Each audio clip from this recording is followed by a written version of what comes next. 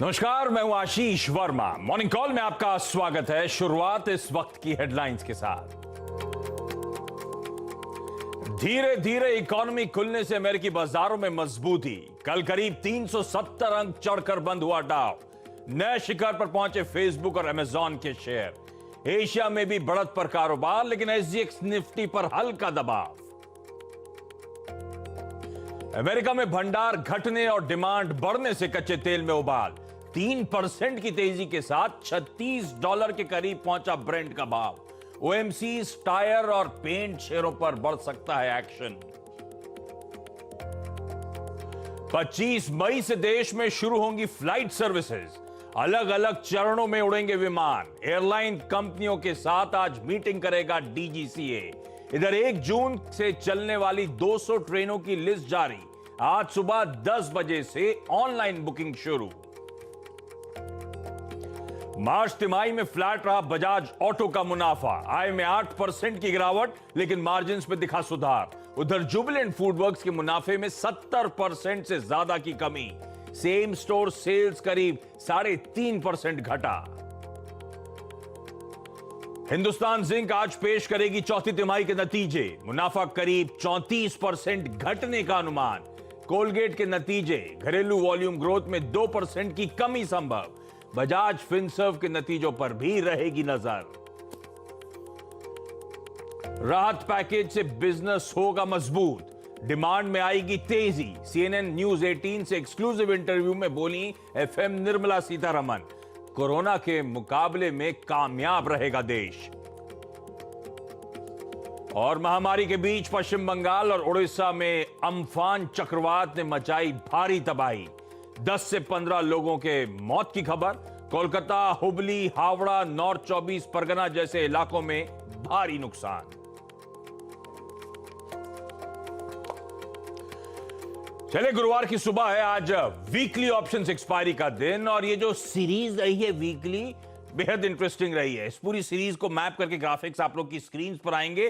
Friday को और Monday को हमने दबाव के साथ कामकाज होता हुआ देखा। उसके बाद पिछले दोनों सेशंस, ट्यूसडे का, वेडनेसडे का, हमने देखा भारतीय बाजारों में एक अच्छा रिबाउंड, एक अच्छा उछाल देखने को मिला। इनफैक्ट इस वीकली सीरीज का अब तक का हाईलाइट था कल का ट्रेडिंग सेशन, जहां पे हमने देखा था अच्छी शुरुआत हुई कल बाजार में।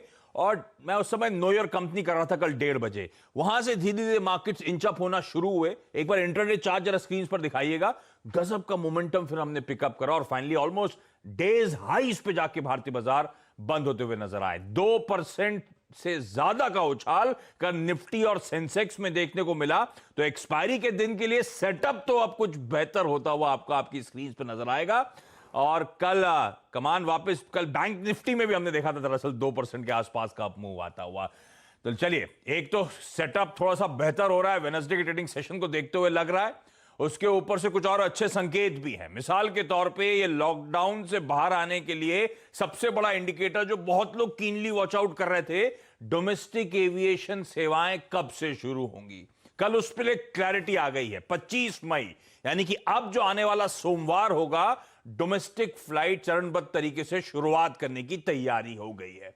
तो एक बड़ा पॉजिटिव इंडिकेटर वहां से आता हुआ लॉकडाउन से नॉर्मलाइजेशन की तरफ मूव करने का।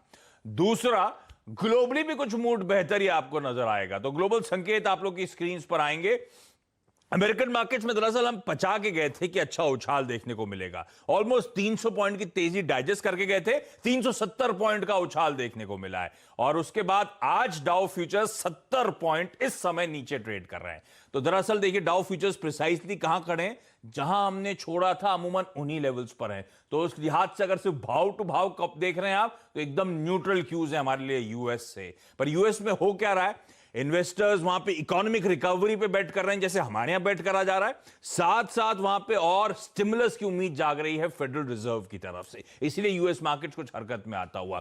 तो ये तो क्यूज होगा यूएस से। एसजीएक्स निफ्टी कहां खड़ा हुआ है, 9077 का अपडेटेड लेवल है। तो एग्जैक्टली 3:30 बजे 9080 पे छोड़ा था, वहीं पे इस समय एसजीएक्स निफ्टी आपको नजर आएगा। ये कल किसी ने कहा था कि आप एसजीएक्स निफ्टी क्यों नहीं तब और अब में इंक्लूड कर देते हैं, और ज्यादा क्लैरिटी आ जाएगी। तो लीजिए आप लोग की स्क्रीन पर एसजीएक्स निफ्टी भी है, कहां छोड़ा था 3:30 बजे, कहां इस समय खड़ा हुआ, ये क्यूज आपकी स्क्रीन पे। तो एकदम न्यूट्रल है इक्विटी मार्केट्स के क्यूज, देख लीजिए आप। कच्चा तेल और सोना भी स्क्रीन पे आ जाएगा। कच्चा तेल $36 के बेहद करीब इस समय कामकाज करता हुआ, तो अच्छा ही है। कच्चे तेल में रिकवरी अच्छी खबर है, ऐसा नहीं है कि बहुत बुरी बात है। एक लिमिट के ऊपर हमारे लिए सरदर्द होता है, लेकिन बहुत ज्यादा बीटन डाउन क्रूड भी मूड बिगाड़ने का काम करता है। तो ठीक है, ये संकेत। इस बीच एसजीएक्स निफ्टी एकदम फ्लैट ओपनिंग के इंडिकेशंस दिखा रहा है। बाकी के जो संकेत हैं एशियन इक्विटी मार्केट से, वो आप लोग की स्क्रीन पर डायरेक्टर साहब दिखा देंगे। मैं बातचीत की शुरुआत करता हूं।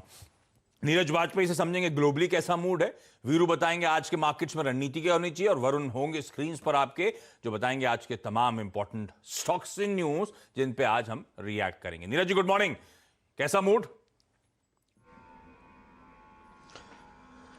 मूड ठीक ठाक दिख रहा है। डाउ जोन्स ऊपर है, एसएनपी ऊपर है, और लोगों को लग रहा है कि शायद इकोनॉमी ओपन हो रही तो उसका बड़ा बेनिफिट होगा, तो इसीलिए आप देख रहे हैं कि वहाँ पे स्पेकुलेटिव ट्रेडिंग के तहत ऊपर चल रहा है। और एफएमसी की जो मिनट्स आए हैं उसमें भी कहा गया है कि जैसे जैसे दिक्कत बढ़ेगी उसको मैनेज कर लिया जाएगा। बावजूद इसके कि सेकेंड क्वार्टर में कुछ और दिक्कत हो सकती है, लेकिन एफएमसी का भरोसा है कि लिक्विडिटी के दम पे इसको रिवाइव कर लिया जाएगा। तो इसी तरीके से एक स्पेकुलेटिव ट्रेड बना हुआ है और मार्केट ऊपर के रुझान पे है।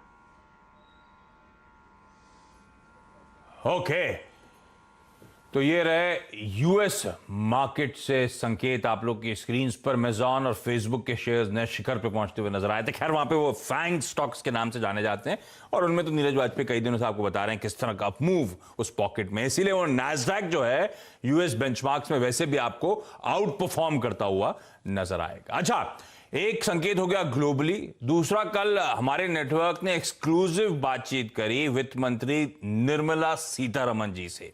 ये जो इकोनॉमिक पैकेज डोल आउट हुआ, 5 एपिसोड्स में जो इकोनॉमिक पैकेज डोल आउट हुआ था, उस पर खास तौर पे फोकस था उस चर्चा का।